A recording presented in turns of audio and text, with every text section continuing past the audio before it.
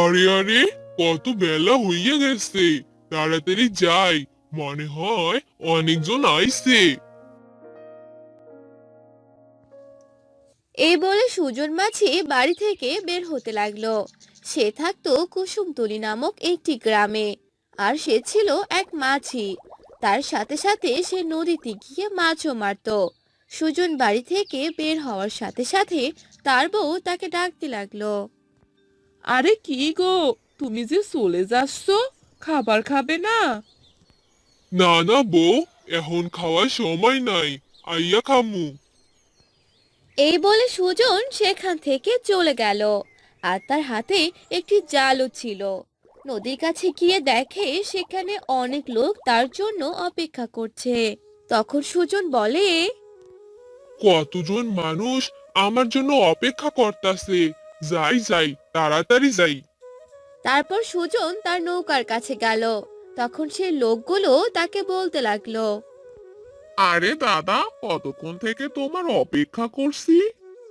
আরে দাদা, খুব দেরি হইয়া গেল। চলেন চলেন, নৌকাতে উঠেন। সবই তো বুঝলাম, তোমার হাতে আবার জাল কেন? মাঝির পাশাপাশি জেলে হয়ে গেল নাকি? হ্যাঁ দাদা, আপনাদের পৌঁছায় দেওয়ার পর আমি মাছ মারমু, এই জন্যই জাল লইয়া আইছি। ও, তোমারই তো ভালো দাদা, একসাথে দুইটা কাজ করতে পারবে। চলো চলো, এখন যাই, অনেক দেরি হয়ে গেছে। তারপর সুজন নৌকা চালাতে লাগলো আর তাদেরকে পৌঁছে দিল। আর মাছ মেরে বাড়িতে চলে এলো। আর সুজন তার বউকে ডাকতে লাগলো। গিন্নি, ও গিন্নি, দেখো আজ কতগুলো মাছ লইয়া আইছি। দেখি দেখি, কতগুলো মাছ পেলে? আরে তাই তো, আজকে তো তুমি অনেকগুলো মাছ পেয়েছো। দাও দাও, আমি বরং এগুলো রান্না করি। হ, এই নাও। তারপর সুজনের বউ সে মাছগুলো নিয়ে রান্নাঘরে চলে গেল আর রান্না করতে লাগলো। এভাবে তাদের ভালোভাবেই দিন যাচ্ছিল। আর একদিন সুজনের বউ সুজনকে বলল, আমি আমার বাপের বাড়ি চলে গেলাম, মাকে অনেক দিন থেকে দেখি না। তুমি তো সেদিনই গেলা, আবার যাইবা মানে? সেদিন আর কোথায়, 2 দিন পার হয়ে গেছে। আমি অত কথা শুনতে চাই না, বুঝলে তুমি? আমি চললাম। এই বলে সুজনের বউ সেখান থেকে চলে গেল। তখন সুজন বলতে লাগলো, কি বউরে বাবা, আমাকে একবার যেতেও বললো না। আমি আর আমি আর কখনো শ্বশুর বাড়িতে যাবই না। এই বলে সুজন তার নৌকার কাছে চলে গেল। তখনই সেখানে একটি মহিলা এলো আর সুজনকে বলতে লাগলো। এই যে দাদা, শ্যামলপুর গ্রামে যাবেন? সেটা তো অনেক দূরে, ওইখান থেকে বাসায় ফিরতে ফিরতে আমার তো অনেক দেরি হয়ে যাবে। চলেন না দাদা, আমার যে ওই গ্রামে যেতেই হবে। আমি আপনাকে বেশি টাকা দিব, তবুও চলেন। তারপর সুজন সেই মহিলাটিকে নৌকাতে উঠিয়ে নিল। আর তারা যেতে লাগলো। যেতে যেতে সন্ধ্যা হয়ে গেল। আর তারা পৌঁছে গেল। তখন সুজন বলল, এই যে, আমরা আপনার গ্রামে চলে এসেছি। এই নেন আপনার টাকা। তারপর সুজন সেই মহিলার কাছ থেকে টাকা নিল আর সেখান থেকে চলে আসতে লাগলো। তখনই সুজন ভাবতে লাগলো, আমি বরং এখান থেকে কিছু মাছ তুলি, দেখি মাছ পাওয়া যায় কিনা। এই দিক তো কোনোদিন আসিনি, ভালোই হলো, মাছও পেতে পারি। এই বলে সুজন আসতে লাগলো আর জাল ফেলতে লাগলো। আর ভালোই মাছ পেল। আরে বাহ, ভালোই তো মাছ পেলাম। এইখানে তো অনেক মাছ। যাই, মাছ মারতে মারতে বাসায় যাই। মাছও হলো, বাসায়ও যাওয়া হলো। তারপর সুজন সেইখান থেকে আসতে লাগলো আর মাছ মারতে লাগলো। আর অনেক রাত হয়ে যেতে লাগলো। তখনই সুজন বলতে লাগলো, যাই, এখন বাড়িতে যাই, অনেক রাত হয়ে গেছে। আর মাছ মারতে হবে না। তখনই সেই সময় অনেক জোরে জোরে সমুদ্রের ঢেউ আসতে লাগলো। এত জোরে ঢেউয়ের কারণে সুজনের হাত থেকে জালটি পড়ে গেল। হায় হায়, আমার তো জালটা পানিতেই পড়ে গেল। এত ঝড় আসলো কোথা থেকে? তারপরেই এত জোরে ঢেউ আর ঝড়ের কারণে সুজন তার নৌকা ভালোভাবে চালাতে পারলো না। আর তখনই তারা নৌকা সহ ডুবে গেল। আহ আহ আহ এত ঢেউ আর ঝড়ের কারণে সুজন ভালোভাবে সাঁতার কাটতে পারলো না আর ডুবে গেল। পরদিন সকালে সে একটি দ্বীপে গিয়ে পৌঁছালো। আর তখনই সুজনের জ্ঞান ফিরল। আরে, এ আমি কোথায় চলে এলাম? এখানে সবকিছু এরকম দেখতে কেন? সবকিছুই সোনালী রঙের, একদম মাটি সহ। সুজন কিছুক্ষণ অবাক হয়ে আশেপাশে তাকাতে লাগলো। সবকিছু এরকম সোনালী রঙের দেখে সুজন খুশিতে আত্মহারা হয়ে উঠল আর চারপাশ ঘুরে ঘুরে দেখতে লাগলো। এমন সময় সাগরের তীর থেকে এক জলপরী সাদৃশ্য হলো। সুজন জলপরীকে দেখে ভয় পেতে লাগলো। কে কে কে তুমি? তুমি এরকম দেখতে কেন? আমাকে তুমি ভয় পেও না, আমি তোমার কোনো ক্ষতি করব না। আর আমি হলাম এক জলপরী, আর আমি দেখতে এরকম। ও, তুমি জলপরী? আমি জলপরীর কথা অনেক শুনেছি, আর আজ নিজের চোখেই দেখলাম। জলপরী আসলেই অনেক সুন্দর দেখতে। আমি তোমাকে অনেক কিছু দিতে চাই যা তোমার অনেক কাজে লাগবে। আমার এই দ্বীপে যেই আসে আমি তাকে সাহায্য করি। তুমি সত্যি বলছো জলপরী? তুমি আমাকে অনেক কিছু দিবে? হ্যাঁ, সত্যি দিব। এই বলে সে জলপরী সুজনকে এক হাড়ি স্বর্ণ মুদ্রা আর একটি সোনার নৌকা দিল।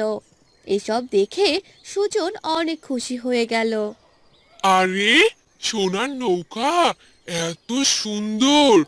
আরো এতগুলো স্বর্ণ মুদ্রা! তোমায় অনেক ধন্যবাদ জলপরী, আমাকে এত কিছু দিয়ে সাহায্য করার জন্য। তুমি এগুলো নিয়ে চলে যাও, এগুলো তোমার অনেক কাজে লাগবে। এই বলে জলপরি সেখান থেকে চলে গেল। আর সুজনও সেইগুলো জিনিস আর সোনার নৌকা করে বাড়িতে চলে এলো। আর সুজন তার বউকে সব ঘটনা খুলে বলল। এসব তুমি কি বলছো গো? এসব কিছু আমাদের? হ্যাঁ গো গিন্নি, এ সবই আমাদের। এখন থেকে আমাদের আর কোনো অভাব থাকবে না। তুমি ঠিক কথাই বলেছো গো। এরপর থেকে সুজন ও তার বউ সুখে শান্তিতে দিন কাটাতে থাকে। তাদের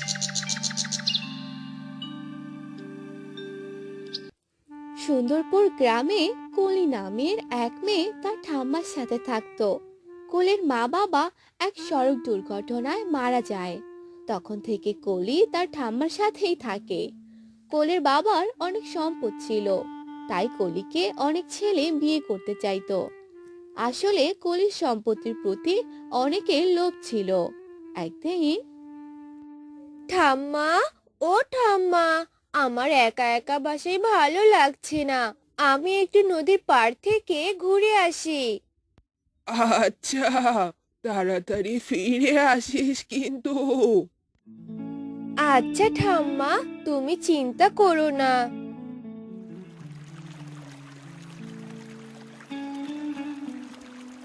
এরপর কলি নদীর পাড়ে যায় আর সেখানে গিয়ে বসে বসে সময় কাটায়। কলি রোজ বিকেলে সে নদীর পাড়ে যেত। একদিন কলি বাড়িতে ফিরছিল, তাকে এক ছেলে রাস্তায় দেখতে পায়। ও মা, এত সুন্দর মেয়ে! কে এই মেয়ে? দেখি তো পিছু পিছু গিয়ে।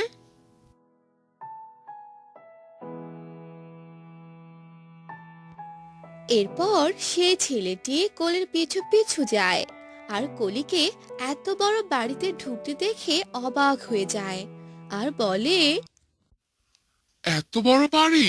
বাহ, এই মেয়েকে পটাতে পারলে তো আমিও বড়লোক হয়ে যাব। মাও অনেক খুশি হবে। এ কথা বলে ছেলেটি চলে যায়। আর কলি বাসায় গিয়ে তার ঠাম্মাকে ডাকতে থাকে। ঠাম্মা, ও ঠাম্মা, কোথায় তুমি? আমাকে খেতে দাও।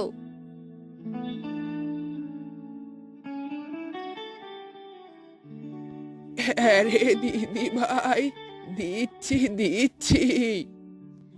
এরপর কলির ঠাম্মা কলিকে খাবার দেয় আর বলে, দিদি ভাই, তুই তো এখন বড় হয়ে গেছিস, এভাবে ঘুরে বেড়ালে কি হবে? তোকে তো শ্বশুর বাড়িতে যেতে হবে। আহা ঠাম্মা, কি বলছো এসব? আমি তোমাকে ছাড়া কোথাও যাব না। আমি বিয়েই করব না। এখন চুপ করো তো, আমাকে খেতে দাও। এরপর কোলে খাবারগুলো খেয়ে নেয়।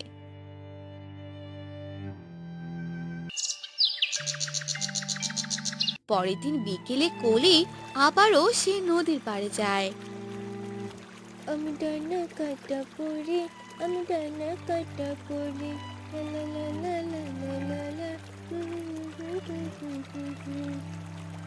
কোলে যখন বসে বসে গুনগুন করে গান গাইছিল, তখন সেখানে সেই ছেলেটি আসে আর বলে,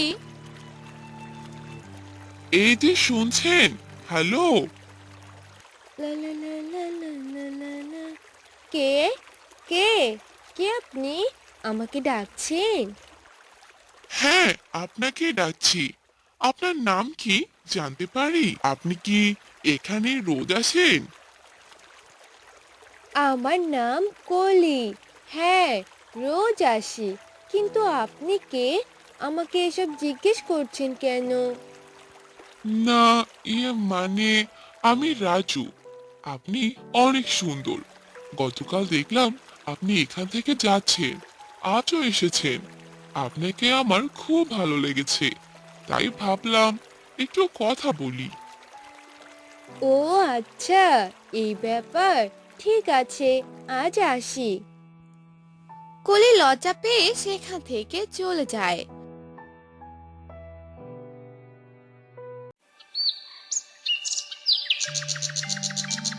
পরের দিন কলি এসে দেখে ছেলেটি তার জন্য দাঁড়িয়ে আছে। সে কি, আপনি এখানে আজও এসেছেন? হ্যাঁ, আসলে আপনাকে না দেখলে আমার ভালো লাগে না। আপনার যদি আপত্তি না থাকে, আমি আপনার বাসায় বিয়ের প্রস্তাব দিতে চাই। এরপর কোলে মুচকি হেসে রাজি হয়ে যায়। ঠিক আছে, আপনি আমার বাসায় প্রস্তাব দিন। এরপর রাজুর বাসা থেকে বিয়ের প্রস্তাব নিয়ে আসে। সবার পছন্দ হয়। বেশ ধুমধামে রাজু আর কলির বিয়ে হয়ে যায়। বাবা রে, তুমি আমার দিদি ভাইকে দেখে রেখো। এ তো বাপ মা মরা মেয়ে, অনেক আদরে ওকে আমি বড় করে তুলেছি। হে হে হে হে হে হে। একে ঠাম্মা, আপনি কাঁদবেন না। ওকে আমি অনেক আদরে রাখবো। এরপর রাজুরা সেখান থেকে চলে যায়। পরের দিন সকালবেলা রাজুর মা কলিকে ডাকতে থাকে। বৌমা, ও বৌমা, উঠেছো? আমি খাবার দিয়েছি, খেয়ে নাও।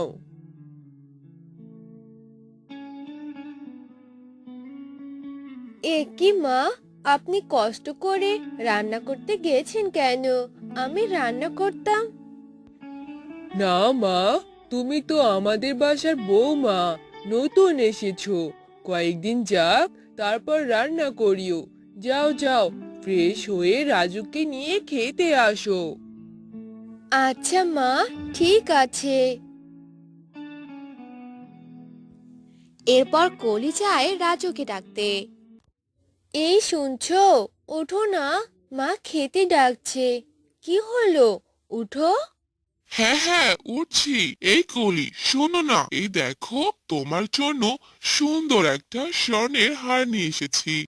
ও মা, ভারী সুন্দর তো, কিন্তু কি দরকার ছিল? আমার তো অনেক হার আছে, দাও দেখি, হারটা আমাকে পরিয়ে দাও। এরপর রাজু কলিকে হারটা পরিয়ে দেয় আর দুজনে খেতে চলে যায়। ও মা, বৌমা, তোমার গলার হারটা তো বেশ সুন্দর, অনেক দামি মনে হয়, তাই না?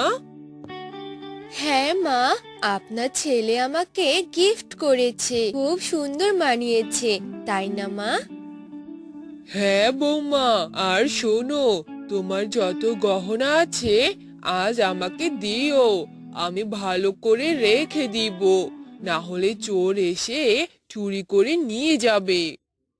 কিন্তু মা। কোনো কিন্তু না বৌমা, সবগুলোই দিবে কিন্তু। এরপর কলি খাবার খেয়ে সব গহনা তার শাশুড়ির কাছে জমা দেয়। এভাবেই কয়েকদিন কেটে যায়। কলির কাছে তার শাশুড়ি আর রাজুর ব্যবহার মোটেও ভালো লাগছিল না। একদিন কলির শাশুড়ি কলিকে ডেকে পাঠায়, আর কলি তার শাশুড়ির কাছে যায়। মা, আমাকে ডাকছেন? হ্যাঁ বৌমা, ডেকেছি। আসলে তোমাদের বিয়ে তো বেশ কয়েকদিন হলো, তাই বলি কি, এখন তোমার বাবার জমি জমা আর বাড়িটা আমার ছেলের আর আমার নামে করে দাও। সে কি মা, আপনি এসব কি বলছেন? আমার বাবার জমি জমা তো সব আমরা গরিবদের দান করে দিয়েছি, আর বাসাটা তো ঠাম্মার নামে আছে। ঠাম্মা মারা গেলে তবেই আমি পাবো। কি বললি তুই? তোর বাবার কোনো জমি নেই? হায় হায় রে, এ আমি কাকে বাড়িতে নিয়ে এসেছি? এ অনাথ মেয়েটাকে নিয়ে আসলাম, ভেবেছি সব জমি জমা পাবো, এ তো দেখি কোনো কারা করিও নেই। হায় হায় রে। এরপর কলির শাশুড়ির এত চেঁচামেচি শুনে রাজু দৌড়ে আসে। এ কি মা, তোমার কি হয়েছে? কলি, মায়ের কি হয়েছে? মা, কান্না করছো কেন? বলো আমাকে, কলি কিছু করেছে? এ তুই কোন অনাথ মেয়েকে বাড়িতে এনেছিস বাবা? তুই তো বলেছিলি ও অনেক বড় লোক, কিন্তু ওর তো কোনো কাড়াকড়িও নেই। সে কি কলি, মা এসব কি বলছে? হ্যাঁ, মা ঠিকই বলেছে। আর তোমরা এমন করছো কেন? আমি তো কিছুই বুঝতে পারছি না। আরে, তোকে কিচ্ছু বুঝতে হবে না, তোকে বিয়ে করাই আমার ভুল হয়ে গেছে। যা, বাড়ির সব কাজ আজ থেকে তুই করবি। এরপর থেকে কলি বাড়ির সব কাজ করে। রাজু আর তার মা মিলে কলিকে অনেক অত্যাচার করতে থাকে। আমি কাকে বিয়ে করেছি? টাকার জন্য রাজু আমাকে বিয়ে করেছে। আমি কি অপরাধ করেছিলাম? এই মেয়ে, ন্যাকা কান্না বাদ দিয়ে যা, আমার কাপড়গুলো ধুইয়ে দে। অনাথ মেয়ে কোথাকার, তোকে কেন যে আমার ছেলের বউ বানিয়েছিলাম। এরপর কলি কাপড় ধুতে চায়।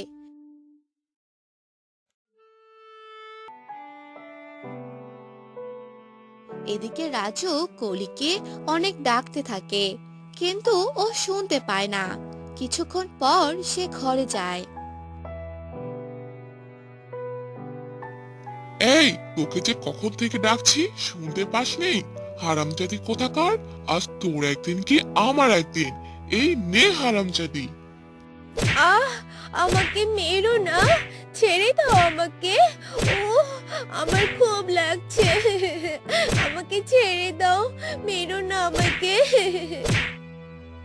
কলিকে যখন রাজু আর তার মা অনেক অত্যাচার করছিল, গ্রামের এক লোক দেখে পুলিশকে জানায়।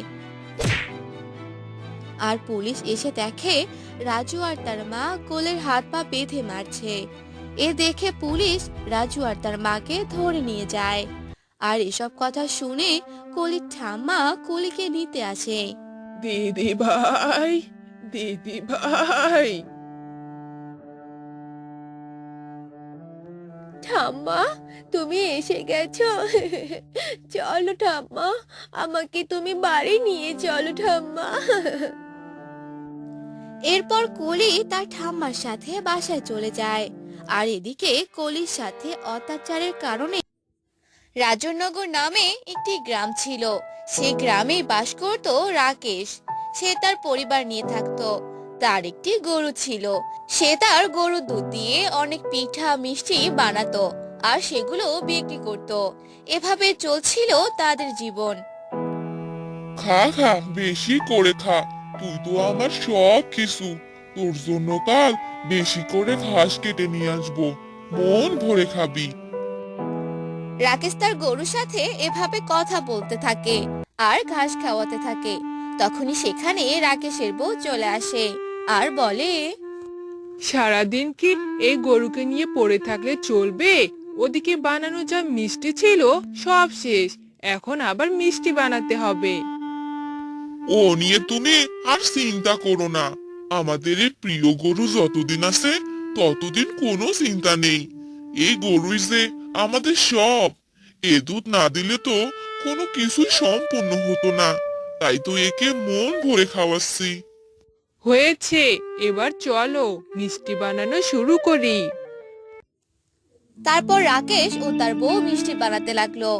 মিষ্টি পিঠে এগুলো বিক্রি করে তাদের সংসার ভালোই চলতো। একদিন বিকেল বেলা রাকেশ তার দোকানে বসেছিল। তখন সেখানে করিম এলো আর রাকেশকে বলল, কি ব্যাপার দাদা, তোমার ব্যবসা কেমন চলছে? শুনলাম তোমার দোকানে নাকি প্রতিনিয়ত অনেক ভিড় জমে থাকে। হ্যাঁ দাদা, ভালোই চলছে। খাঁটি দুধ দিয়ে মিষ্টি বানাই। মিষ্টিগুলো অনেক ভালো হয়, তাই তো সবাই কিনতে আসে।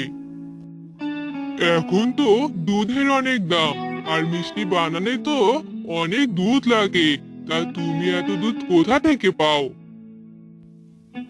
আরে দাদা, তুমি যে কি বলো না, কোথা থেকে আর পাবো? সবই তো আমার প্রিয় গরুটাই দিচ্ছে। কি বলো, তোমার গরু আছে? আগে তো জানতাম না। চলো চলো, তোমার গরুটা দেখেই আসি। তারপর রাকেশ করিমকে তার বাড়িতে নিয়ে আসে আর গরু দেখাতে লাগে। তখন করিম মনে মনে বলে, আরে, গরুটা তো দেখছি অনেক স্বাস্থ্যবান আর অনেক বড়। তাই তো বলি, রাকেশ দাদার দিন এত ভালো যাচ্ছে কি করে? কি ব্যাপার দাদা, তুমি কোনো কথা বলছো না যে? আরে হ্যাঁ হ্যাঁ, তোমার গরুটাই দেখছিলাম। বেশ ভালোই আছে তোমার গরুটা। তাহলে থাকো দাদা, আমি এবার বাড়িতে যাই। আচ্ছা দাদা, ঠিক আছে। তারপর করিম রাকেশের বাড়ি থেকে চলে যেতে থাকে আর মনে মনে বলতে থাকে, যে করেই হোক আমার এই গরুটা চুরি করতেই হবে। এই গরু বিক্রি করলে আমি অনেক বড় লোক হয়ে যাব। যেই বলা সেই কাজ। 2-3 দিন কেটে যাওয়ার পর করিম কিছু লোক নিয়ে রাকেশের বাড়িতে যায়।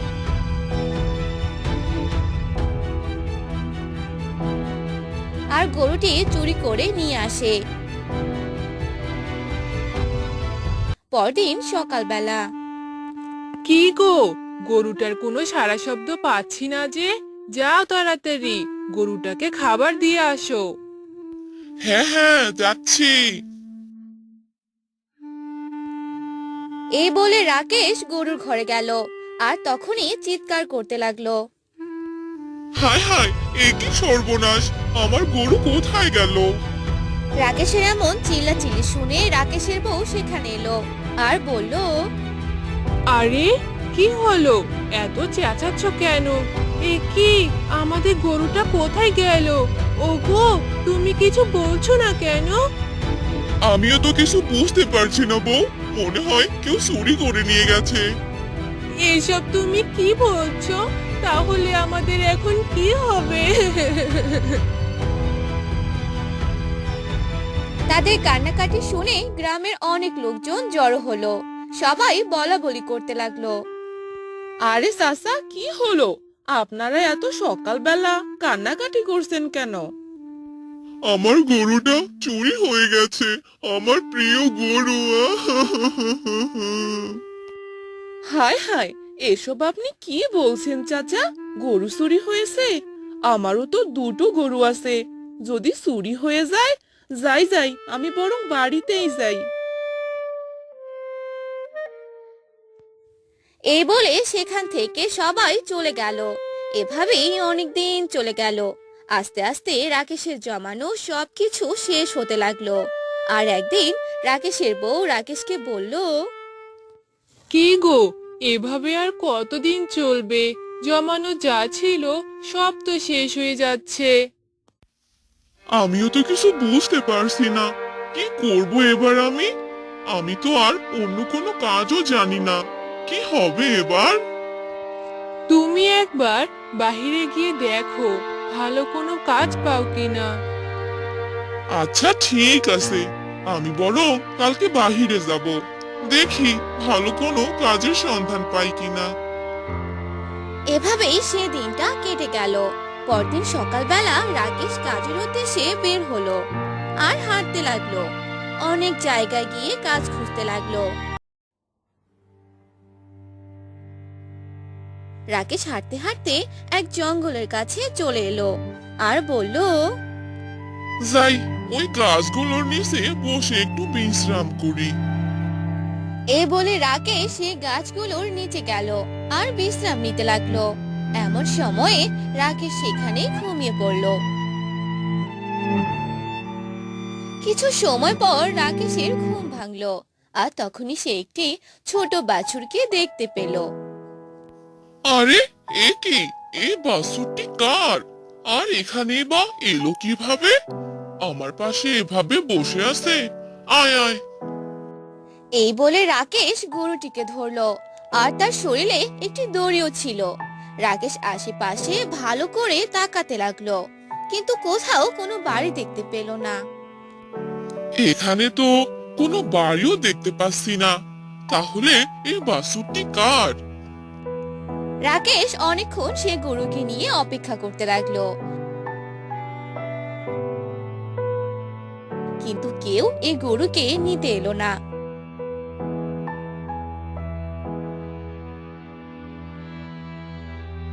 তখন রাকেশ গরুকে নিয়ে বাড়িতে চলে এলো আর বাড়িতে আস্তে আস্তে রাত হয়ে গেল। বউ, ও বউ, তাড়াতাড়ি দরজা খোলো।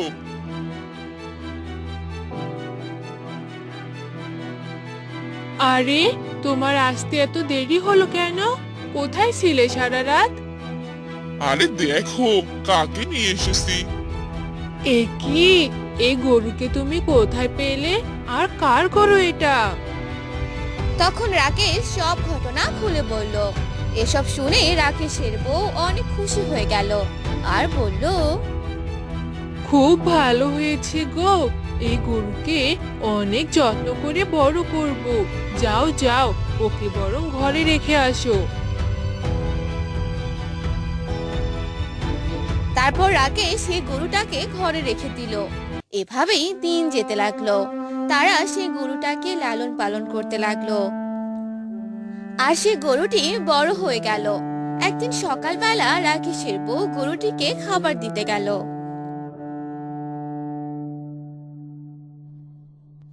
হায় হায়, গরুকে দেখতে এমন লাগছে কেন? পুরো শরীর তো সোনালী কালার হয়ে গেছে। এ আমি কি দেখছি? ওগো, কোথায় গেলে? তাড়াতাড়ি এসে দেখো। তখনই সেখানে রাকেশও চলে আসে আর গরুকে দেখে অবাক হয়ে যায়। আর তারা দুজন গরুকে নিয়ে বলাবলি করতে থাকে। তখনই সেই গরুটি কথা বলতে থাকে। তোমরা আমাকে নিয়ে এত গবেষণা কেন করছো? আমি হলাম এক সোনালী গরু, আমি কথা বলতে পারি। আমার প্রতি তোমাদের এত ভালোবাসা দেখে আমি মুগ্ধ হয়ে গেছি। একে, এসব আমি কি দেখছি? কোনো স্বপ্ন দেখছি না তো? যা হচ্ছে হচ্ছে সব বাস্তব। আমি তোমাদের ব্যাপারে সব কিছু জানি। আমি তোমাদের প্রিয় গরু হয়ে থাকতে চাই, আর আমি তোমাদের সব দিকে সাহায্য করব। সত্যি সত্যি বলছো তুমি? এসব শুনে রাকেশ ও তার বউ অনেক খুশি হয়ে যায়। তখনই সেই গরুটি তাদেরকে 1 হাড়ি স্বর্ণ দেয়। এসব পেয়ে তারা অনেক আনন্দিত হয়। তোমাকে অনেক ধন্যবাদ প্রিয় গরু, আমাদের এভাবে সাহায্য করার জন্য। আজ থেকে তোমার নাম স্বর্ণকমল। তুমি দেখতে যেমন তেমনই তোমার নামও। তোমাদের এই নাম আমার অনেক পছন্দ হয়েছে। এভাবেই আস্তে আস্তে অনেক দিন চলে গেল। তাদের গরু স্বর্ণকমলের মাধ্যমে তারা আস্তে আস্তে বড়লোক হতে লাগলো। সবার অনেক উপকার করতে লাগলো। আর এসব ঘটনা করিম জানতে পেল। এ কি করে সম্ভব? গরু চুরি হওয়ার পরেও তারা আবার এত ধনী কি করে হলো? ব্যাপারটা তো দেখতে হচ্ছে। করিম খোঁজ নিতে লাগলো। আর তখনই সে স্বর্ণকমলের ব্যাপারে জানতে পেল। আর বলল, এবার একেও আমার চুরি করতে হবে।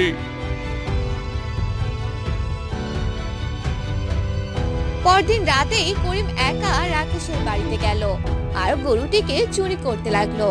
তখনই সেই গরুটি তার লেজ দিয়ে করিমের গলা পেঁচিয়ে ধরলো। আর করিম চেঁচাতে লাগলো।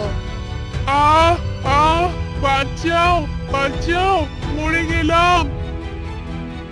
করিমের চেঁচামেচি শুনে সেখানে রাকেশ ও তার বউ চলে এলো। এসব ঘটনা দেখে ফেললো। আর করিম তাদেরকে সব কথা খুলে বলল আর ক্ষমা চাইলো। স্বর্ণকমল, এবারের মতো করিমকে মাফ করে দাও। ও আর কখনো এরকম কাজ করবে না। তারপর স্বর্ণকমল করিমকে ছেড়ে দিল। আর করিম দৌড়ে পালিয়ে গেল। আর অন্যদিকে রাকেশ ও তার বউ তাদের প্রিয় গরু স্বর্ণকমলকে সাথে নিয়ে সুখে শান্তিতে জীবন কাটাতে লাগলো।